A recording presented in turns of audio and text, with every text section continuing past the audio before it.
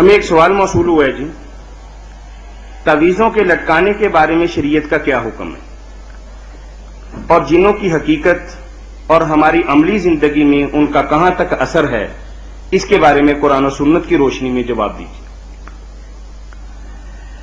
تعویذوں کے بارے میں خیال جو آج کل عام طور پر پھیلا دیا گیا کہ تعویذ لٹکانا شرک ہے، اور اس کے لیے رسول کریم علیہ الصلوۃ والسلام کی اس حدیث پاک سے استدلال کیا جاتا جس نے آپ نے تمیمہ کے بارے میں فرمایا کہ تمیمہ جو لٹکاتا وہ شرک کرتا، مگر تمیمہ کا ترجمہ عربی زبان میں تعویذ کسی نے نہیں کیا۔ عربی لغت میں سے سب سے بڑی لغت جو ہے لسان العرب، اس میں ابن منظور لکھتے ہیں کہ جو لکھے ہوئے تعویذ کو تمیمہ کہتے ہیں وہ زبان عرب سے بالکل جاہل اور ان پڑھ ہے، یہ تمیمہ نہیں شمار ہوتا۔ علامہ البانی صاحب بھی کہتے تھے کہ تعویذ نہیں لٹکانا چاہیے، اس کو پسند نہیں کرتے تھے، مگر وہ کہتے تھے تمیمہ میں یہ داخل نہیں، نہ شرک ہے، کیونکہ شروع سے دو خیال آ رہے ہیں، کچھ کہتے ہیں نیک لوگ کے لٹکا لینے میں کوئی حرج نہیں، کوئی کہتے ہیں بچنا چاہیے، مگر نہ کسی نے حرام کا نہ شرک کا۔ تمیمہ نام ہے ان ہڈیوں کا، گھوگے منکے وغیرہ جن کے بارے میں جاہل لوگ خیال کرتے ہیں کہ فلاں جانور کا کان لٹکا دیا جائے یا اس کی ہڈی گھر میں رکھی جائے یا یہ پتھر پہنا جائے تو اس سے یہ اثر ہوتا، وہ شرک ہے، وہ تمیمہ ہے۔ جو عبارت لکھی ہوئی ایک درخواست کہ اللہ تو ہی شفا دینے والا، مجھ کو شفا دے، بجائے بار بار پڑھنے کے وہ گلے میں لٹکائے پھرتا کہ اللہ میں تو ہر وقت یہ درخواست کر رہا ہوں، اس کو شرک کسی نے نہیں کہا۔ امام ابن حنبل رحمۃ اللہ علیہ فرماتے ہیں کہ اگر کوئی شخص ایسا تعویذ بخار کے لیے لکھتا ہے جو محمد ابن علی یعنی امام محمد باقر نے لکھا تھا، وہ زاد المعاد میں ابن قیم نے نقل کیا، تو فرماتے ہیں اس میں کیا حرج ہے، یہ تو اہم توحید ہے۔ اس لیے ابن قیم ابن تیمیہ رحمہ اللہ خود بڑے تعویذ لکھ گئے ہیں کہ ایسے ایسے کاموں کے لیے ان سے فائدہ اٹھاؤ۔ شاہ ولی اللہ رحمۃ اللہ علیہ ہمارے ہاں اہل حدیث عالم جو تھے نواب صدیق رحمۃ اللہ علیہ، انہوں نے پوری کتاب اس پر لکھی ہے، کتاب التعویذات، جس کا عربی نام الدواء والدواء ہے۔ حافظ محمد لکھوی رحمۃ اللہ علیہ نے بھی اپنی کتاب زینت الاسلام کے آخر میں مجرب تعویذ جو ہے لکھے ہیں، صرف عبارت جو ہے اس میں کوئی شرک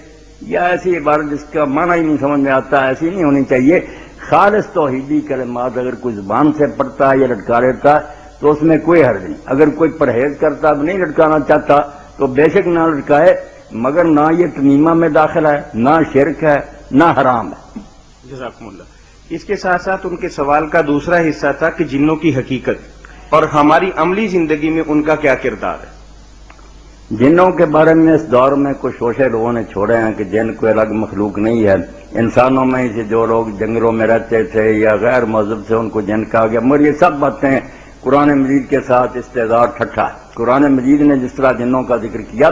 اس سے صاف ظاہر ہوتا کہ جس طرح انسان ایک مخلوق ہے بنی آدم، اسی طرح فرشتے ہیں الگ ایک نوع، جنات بھی الگ نوع ہیں جو آدم علیہ السلام سے بھی پہلے سے چلے آ رہے ہیں، اور اللہ تعالیٰ کہتے ہیں کہ اس طرح انسان کی تخلیق مٹی سے ہوئی ہے، ان کی آگ سے ہوئی ہے، اور جو حالات ان کے بیان ہوئے کہ وہ آسمان کے قریب جا کر بیٹھ کر کے خبریں سنیں، اس سے صاف پتہ چلتا ہے کہ وہ کوئی غیر مرئی عجیب قسم کی مخلوق ہے۔ اس کا انکار نہیں کرنا چاہیے، اور نہ اس میں کوئی استحالہ، کون سی انہونی بات اگر جراثیم لوگ مانتے ہیں جو یہ نہیں دیکھتے، ڈاکٹر حضرات دیکھتے ہیں مگر ان کے کہنے پر مانتے ہیں، تو جب انبیاء علیہ السلام یہ کہتے ہیں کہ ایک مخلوق ہے جس کے یہ اوصاف ہیں تو انہیں کیا دشواری ہے؟ اس کے معنی میں صرف ایمان میں کمی ہے۔ تو ہمیں یقین رکھنا چاہیے کہ واقعی جنات ایک الگ مخلوق ہے، وہ ہم سے جدا ہیں، آگ سے پیدا ہوئے ہیں، حساب ان کا بھی ہے ہماری طرح، جنت دوزخ ان کے لیے بھی ہماری طرح ہی وہ بھی شریعت کے پابند ہیں۔ ہماری عملی زندگی میں ان کا جو دخل ہے کہ وہ انسان کو چمٹ جاتے ہیں۔ بعض لوگوں نے اس کا بھی انکار کیا، اور قرآن مجید کی جو صاف آیت تھی کہ آدمی جو سود خور ہے وہ قیامت کے دن اٹھے گا اس طرح جیسے وہ آدمی اٹھتا ہے جس کو یتخبطہ الشیطان من المس، جن چمٹ کر اس کو پاگل بنا دیتا، صاف لفظ سے۔ مگر اب یہ کہتے ہیں نہیں، یہ چونکہ عرب ایسا سمجھتے تھے، اللہ نے ان کے خیال کو سامنے رکھ کر کہہ دیا کہ وہ دیوانے کو کہتے ہیں جس کو جم، نہیں، یہ بات غلط ہے۔ اگر عربوں کا یہ خیال غلط تھا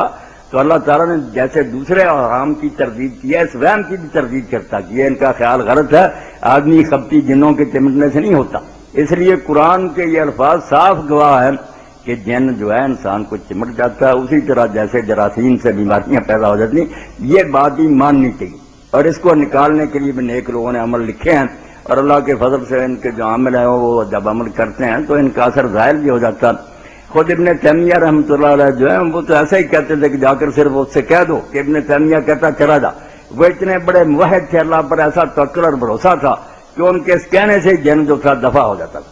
تو ان چیزوں کا انکار نہیں کرنا چاہیے، اور نہ توہم پرستی ہونا چاہیے کہ بیمار ہوا علاج نہیں کرایا، یا کسی نے مکاری کی ہوئی ہے، بچے بچی نے وہ فرار سے بنا ہوا ہے بیمار، تو اس کو بھی نہیں سمجھنا چاہیے کہ جن نہیں علاج کرانا چاہیے.